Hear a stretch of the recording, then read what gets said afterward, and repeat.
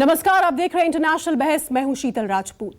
Belarus में बातचीत के प्रस्ताव को यूक्रेन की ओर से ठुकराए जाने के बाद रूस ने साफ कर दिया है कि अब वो यूक्रेन पर हर दिशा से हमला करेगा। इससे पहले आज तीसरे दिन सुबह से ही कीव पर कब्जे के लिए रूस ने ताबड़तोड़ मिसाइलें दागी, जिससे शहर में अफरा तफरी मच गई।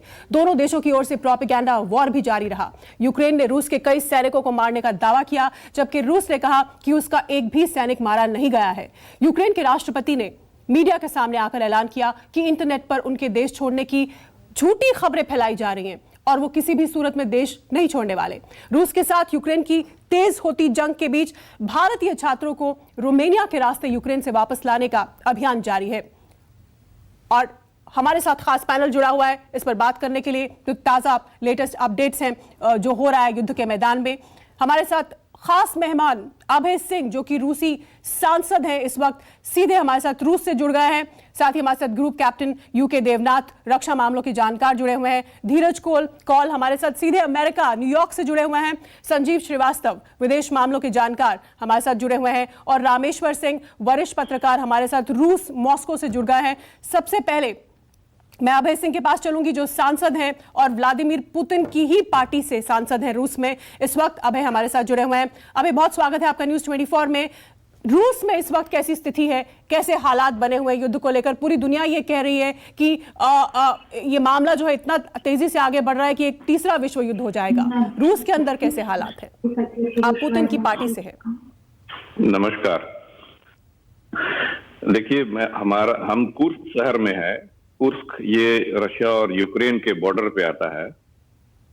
यहाँ बिल्कुल शांति बनी हुई है और हमने बाहर में कोई ऐसा हलचल नहीं देखा है जो आप जैसा बता रही हैं युद्ध से रिलेटेड हो। हमारे सारे ऑफिसेज खुले हुए हैं, सारी मॉल्स खुली हुई हैं, सारे लोग अपने एज यूजुअल जो काम पे जाते हैं, सारे स्कूल, कॉलेज, किंडरगार्टन सब खुले हुए हैं। एज यूजुअल यहाँ का जीवन चल रहा है।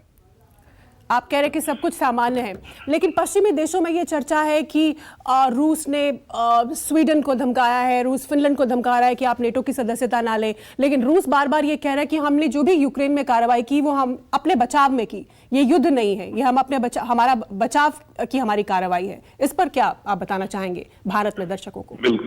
बिल्कुल सही पोजीशन है रशिया का।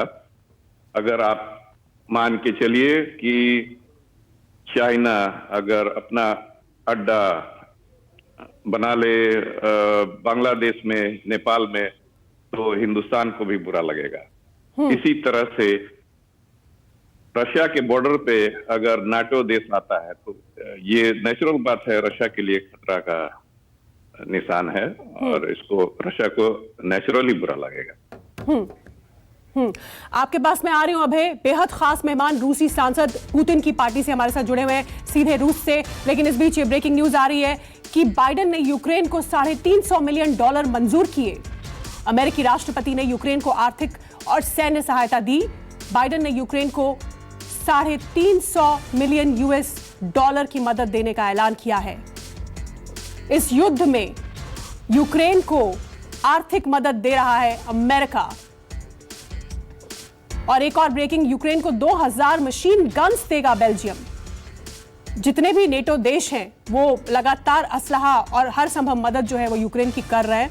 चेक रिपब्लिक ने भी यूक्रेन को हथियार भेजे हैं। बाइडेन ने यूक्रेन को $350 मिलियन मंजूर किए। और इसके अलावा चेक रिपब्लिक ने कई सारा असलहा, जिसमें 30,000 पिस्तौलें हैं और तमाम तरह के हथियार हैं।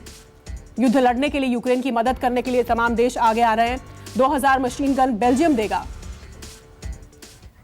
अभय सिंह हमारे साथ जुड़े हुए हैं। अभय, देखिए, जिस तरह से पूरा नेटो के जितने भी देश हैं और अमेरिका ने अभी $350 मिलियन का ऐलान कर दिया, तो मतलब, और ज़ेलेंस्की बार बार कह रहे हैं कि मैं कीव में ही डटा हुआ हूं, आखिरी सांस तक लड़ूंगा। तो ऐसे में तो ऐसा लग रहा है कि ये एक लंबा ड्रॉन आउट वॉर हो जाएगा, ये जल्दी निपटने वाला नहीं। देखिए, रशिया के लिए ये युद्ध नहीं है, इसको युद्ध बोलना ही गलत होगा। ये हमारे देश के तरफ से ये एक ऑपरेशन किया जा रहा है और अगर ये युद्ध होता तो वो एक दिन में समाप्त हो गया रहता। यहाँ पे रशियन आर्मी यूक्रेन की जनता, आम जनता को बचाने के लिए, उनकी सुरक्षा को मद्देनजर रखते हुए ये ऑपरेशन किया जा रहा है कि जनरल पब्लिक को कोई दिक्कत नहीं हो।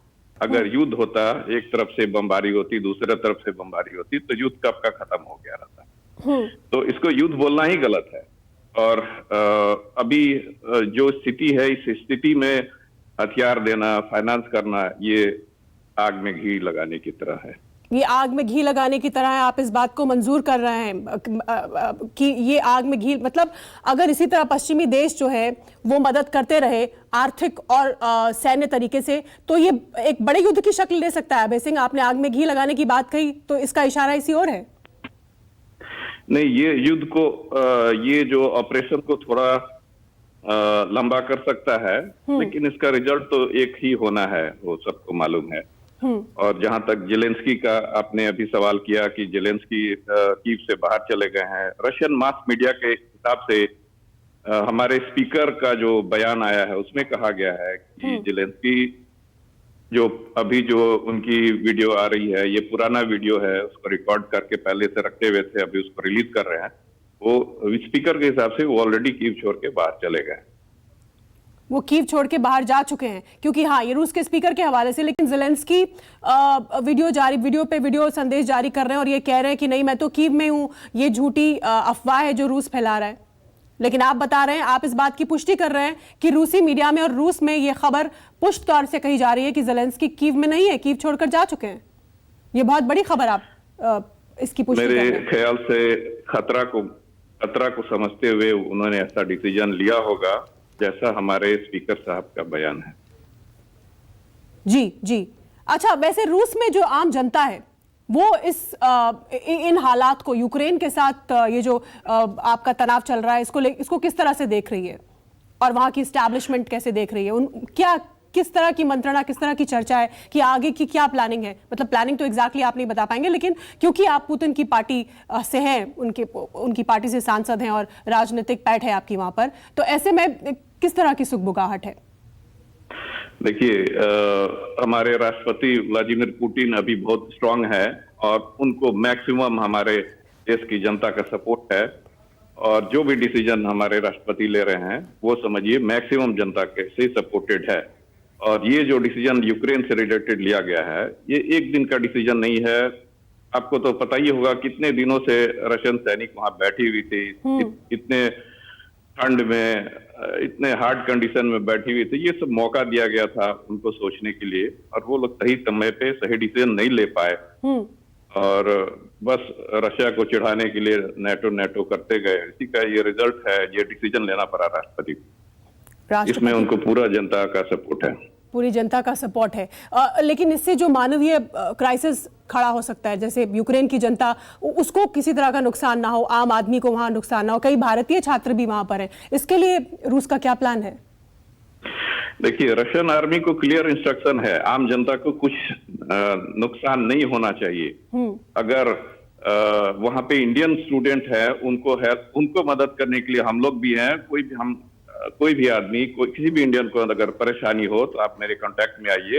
हमारी एम्बेसी बहुत एक्टिव है, एम्बेसी काम कर रही है, और एम्बेसी केवल यूक्रेन की ही नहीं, रशियन एम्बेसी, कीव की एम्बेसी और अगल बगल के सारे, पोलैंड एम्बेसी, सारे हमारे हिंदुस्तान की जितनी भी एम्बेसियां हैं अगल बगल के देश में, सारे एक्टिव हैं और वो सारे लोग मदद करने के लिए तैयार हैं। मतलब भारतीय छात्र या भारतीय जो भी यूक्रेन में फंसे हुए हैं, रूस हर संभव उनकी मदद करेगा कि किसी तरह का उनको नुकसान हो। अगर आप इंडियन स्टूडेंट हैं, आप अपने साथ एक इंडिया का फ्लैग रखिए, आप फ्लैग को ऊपर उठाइए, आपको कोई टच नहीं करेगा। रशियन आर्मी को ऐसा इंस्ट्रक्शन है कि ऐसे भी आम जनता को कोई टच नहीं करने जा रहा है। बहुत बड़ी बात आप कह रहे हैं। एक ब्रेक का वक्त है, आप हमारे साथ जुड़े रहिए। अभय सिंह सांसद हैं और पुतिन की पार्टी से हैं, भारतीय मूल के हैं, और ये कह रहे हैं कि रूस की हर संभव कोशिश है कि यूक्रेन में आम नागरिकों को नुकसान ना पहुंचे, और भारतीय अगर वहां पर हैं तो वो भारत का झंडा अपने हाथ में रखे। रूसी सेना या रूस की ओर से उनको कोई नुकसान नहीं किया जाएगा, हर संभव उनकी मदद की जाएगी। एक छोटा सा ब्रेक, हमारे साथ सब जुड़े हैं, आप देखते रहिए न्यूज़ 24।